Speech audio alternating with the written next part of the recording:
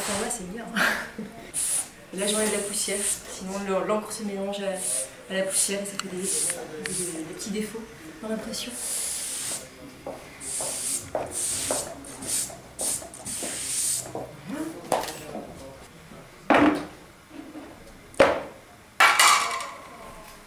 C'est là que les choses sales commencent.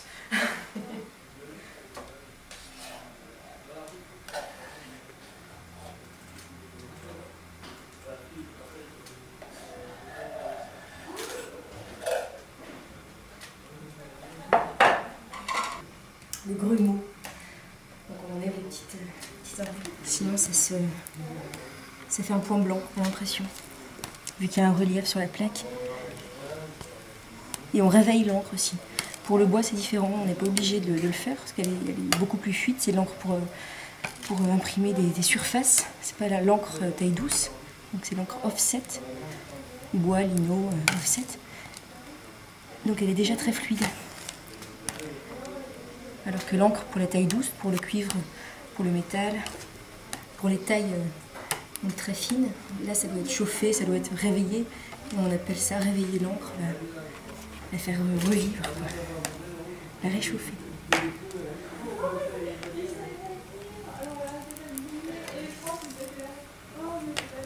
Et la répartition de l'encre, pour que ce soit à peu près réparti sur le rouleau.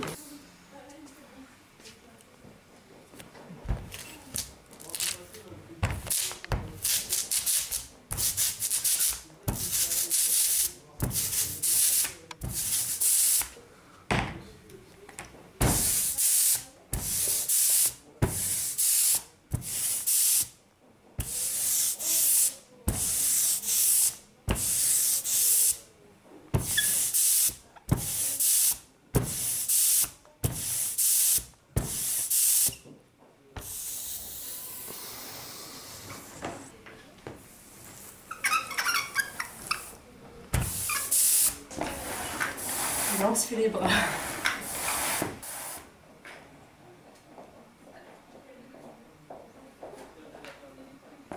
Je vais faire pivoter la plaque.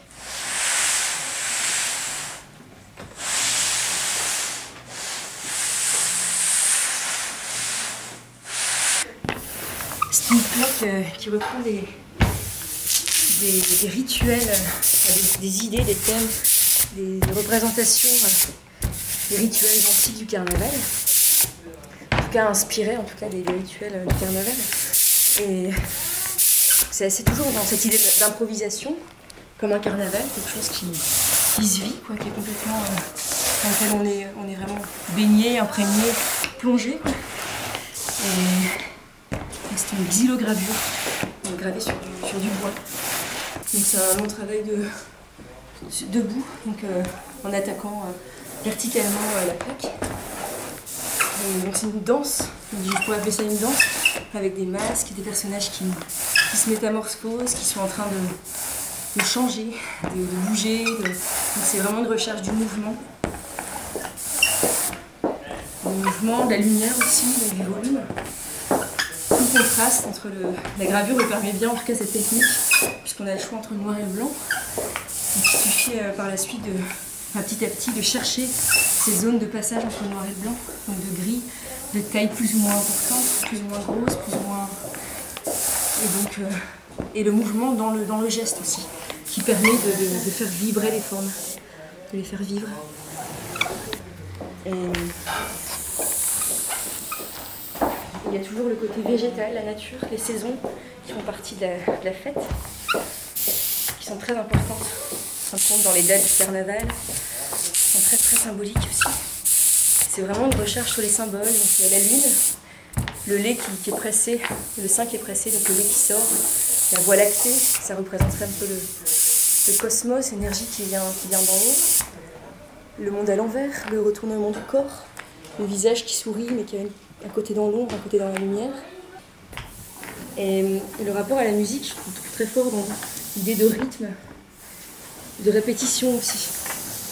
J'en ai parlé dans le mémoire que j'ai écrit l'année dernière, du fait que c'est quelque chose qui... La gravure permet la reproduction, la multiplicité de l'image, Et c'est comme parfois, quand on voit une image reproduite plusieurs fois l'une à côté de l'autre, l'œil est content, l'œil aime ça. Il y a quelque chose qui attire dans quelque chose dans la répétition d'une forme. Et ça, c'est étrange. Et dans la musique, c'est comme un refrain, c'est comme une note qui se répète plusieurs fois dans un même morceau. Cette note qui va revenir, qui va être insistante, elle fait plaisir. Et c'est un peu tout ce lien entre le rythme, le geste, les gammes, parce qu'on fait ces gammes aussi en gravure. C'est très très proche en fait. Voilà, ça me parle. Faisant de la musique aussi, forcément, il y a des liens qui se font et c'est assez troublant.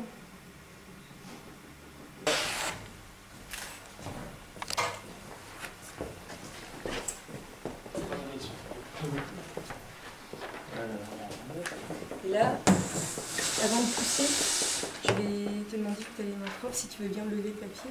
Et on met bien le... Non, parce qu'il faut d'abord lever le papier avant que je pousse. On est là,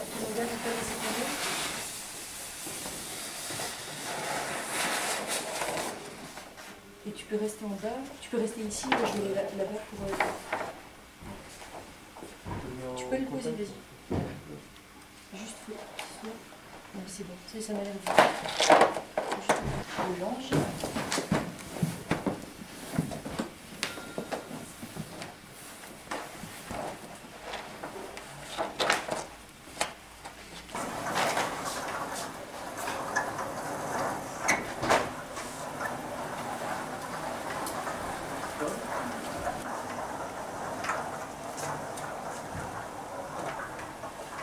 La gravure est pleine de surprises.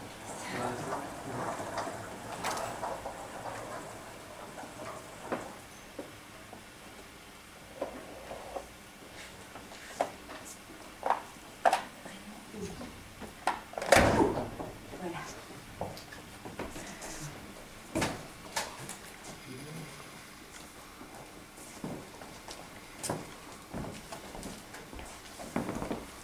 Qu'est-ce qu'on va faire? On va amener ici. Poser le papier comme ça. Allez, il y a un peu.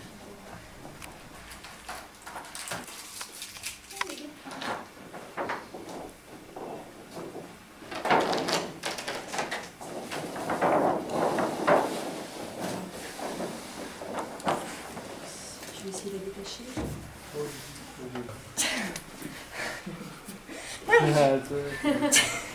Oh, c'est trop dur. Merci. Merci. Je crois que t'as plus de force que moi. Hein.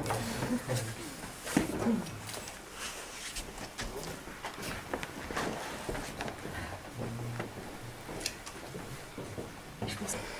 C'est raté. Là, il y a un petit cri, un petit coup.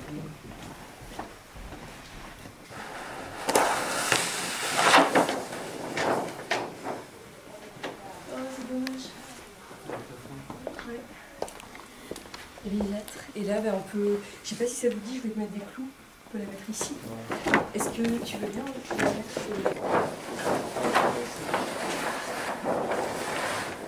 et j'arrive tout de suite de l'autre côté.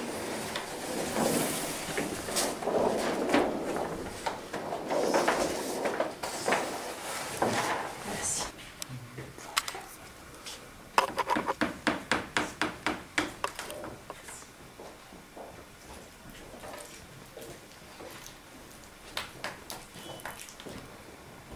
Ça fait toujours des plis comme ça, à moins de le tenir en hauteur et de faire passer en le levant directement. Donc, qui est que la surface d'impression du rouleau qui touche à ce moment-là, et pas le reste. Parce qu'il peut bouger un peu, en fait, c'est ça le problème. On ne peut pas toujours maîtriser ça. Donc, faut chercher, faut faire des tests. Peut-être que tu as raison, que c'est parce qu'il est décalé, qu'il y a eu un côté... Parce qu'il était tout juste, quoi. La taille, c'est vraiment tout juste par rapport à... C'est vraiment la taille de la face. Donc dès qu'il y a un millimètre de décalage, Et là, il a décalé, non Et là, c'est à la fin. Logiquement, il faut pouvoir le tenir et que je puisse enlever, pas tirer sur la plaque, mais enlever le papier sans que ça touche, sans que ça dérape, parce qu'il est en dessous, il est coincé. Donc, comme il y a tu vois, il y a tendance à emmener de l'encre avec. Donc logiquement, comme la plaque fait juste la taille du plateau, je peux pas aller plus loin pour l'enlever comme ça, donc je suis obligée de... Donc ça dérape. Et ça avait pas fait ça sur les autres aussi? Un petit peu, mais moi. Tu vois que les défauts. Mais non, je t'ai déjà dit les gars. C'est pour comprendre comment ça fonctionne. Et donc là, c'est des manques de pression. Alors soit c'est le lange qui est un peu abîmé, mais je pense pas que ce soit ça. Et soit c'est juste une quantité d'encre moins importante là, et j'ai pas vu. Les petits tailles, ce sont des gouges. Et ici, j'ai pas les grands... Et donc avec un marteau. Ah non. J'y vais vraiment. Non, comme ça. Clac, clac, clac. Je prends pas le temps d'y aller doucement, j'y vais vraiment en cherchant le mouvement et la répétition du geste, parce que c'est très très long. Et affûter les outils régulièrement, toutes les 10 minutes à peu près, selon la dureté du bois, la qualité du bois. Ça c'est du bois qui n'est pas terrible, c'est du médium, mais il est un peu plus solide que certains autres que j'ai pu utiliser, donc il se décompose moins facilement. Donc on va dire qu'il y a une densité plus forte. Enfin, c'est vraiment du geste, hein, je fais un dessin à l'encre de Chine et après je travaille avec une craie noire. Donc j'y vais et je marque de noir pour voir quelle taille j'ai fait. Je fais d'abord un plan à peu près, mais très rapide, donc à l'encre de Chine, quelque chose d'assez grossier. Et je reviens à la craie blanche pour faire venir la lumière, pour savoir où je vais creuser. Donc ça veut dire que tout ce que je taille, c'est pas noir, c'est blanc. On a tendance à faire des contours alors que les contours c'est pas du tout blanc. Enfin, là je sais pas si on peut voir sur celle-là. Et ça, c'est au fur et à mesure, avec la craie noire, je vois ce que j'ai taillé, je vois à peu près. J'essaie de suggérer que ce ne soit pas un œil, comme on dessinerait un œil, mais un regard. Comme des vagues, on a une sensation de mouvement. C'est aussi une recherche de la chair, du corps. Oui, le tourbillon, là. C'est excitant de savoir que tu fais un truc et il faut y aller, quoi. Et donc c'est pour ça que je travaille dans l'improvisation, parce que de toute façon, ça marche comme ça. C'est de jouer, c'est de s'amuser, c'est de lutter presque, enfin, de temps en temps, mais ne pas avoir peur de faire un trait de travers, quoi, parce que ça vit, et que je trouve que les erreurs, j'en vois, il y en a plein, mais moi, elles ne me dérangent pas trop. C'est-à-dire que je veux évoluer et m'améliorer, mais je ne veux pas empêcher et faire un truc qui soit rigide, beau, nickel, comme il faut, propre, quoi. Parfait, non. Je ne veux pas du tout ça. Je veux plus rechercher le côté vivant et vibrant que la perfection. De pouvoir être connecté à autre chose et de se laisser porter. Et ça, c'est un état qui n'est pas toujours évident à trouver, mais une fois que je regarde en arrière et que je vois les images, je peux lire des choses qui me parlent vraiment, qui me disent, qui m'apprennent. Sur toi-même. Oui. Des choses qui révéleraient aussi ce que j'ai au fond, ce que j'arrive pas à voir, ce que j'arrive pas à... Oui. Donc là, c'est une scène de chaos, de chute. En eau forte aussi, c'est toute une série. Expressionniste, donc il y a des décors de films expressionnistes du début du XXe siècle, comme ici, on voit un peu. Le cabinet du docteur Caligari, j'ai recréé une scène dedans, avec des personnages qui sont aussi un peu dans la torture, qui réalisent que leurs ailes sont fausses et qui ne pourront pas sortir de cet espace, qui sont un peu coincés. Donc ça parle de la pensée qui tourne, qui est un peu prisonnière parfois. Cette danse au sol. Depuis très longtemps, enfin quand j'avais 15 ans, un jour j'ai écrit une phrase. J'ai écrit « Tout est rythme et contradiction ». Et cette phrase, je l'ai retrouvée quelques années plus tard et elle m'était restée. Je me suis dit, ça c'est quelque chose de vrai. C'est vraiment, c'est véridique, quoi. C'est vraiment une phrase qui me parle sur la vie en général. Tout est rythme et contradiction. Le rythme, le fait de passer du noir au blanc sans comprendre, le fait de pouvoir être d'un côté et de l'autre en même temps, d'aller loin dans un sens, mais d'être capable d'aller loin dans l'autre aussi. Donc, qui peut le plus, peut le moins. Enfin, c'est toute cette idée d'être en recherche, en balance aussi. Donc l'aiguille, elle a tendance à basculer tout le temps, à chercher, à essayer de se positionner, mais à ne pas y arriver forcément. Le doute, évidemment. Je pense que je suis quelqu'un qui doute, qui ne sait pas vraiment... Mais ça m'enrichit, c'est hyper riche de se remettre en question. Parfois un peu trop, mais ça enrichit. Donc c'est vraiment... le rythme, c'est la vie, c'est le temps qui passe, c'est les jours qui se répètent, c'est la gravure qui se répète, donc c'est cette idée de noir, de blanc, de jour, de nuit, c'est ça, c'est le temps qui avance, Et la contradiction, parce que je pense qu'on a ça en nous tous. On est tous dans une contradiction quelque part. L'art, c'est ce qui rend la vie plus intéressante que l'art. Et c'est vraiment ça, c'est ce lien entre art et vie. Pour moi, c'est un tout, il n'y a pas de limite.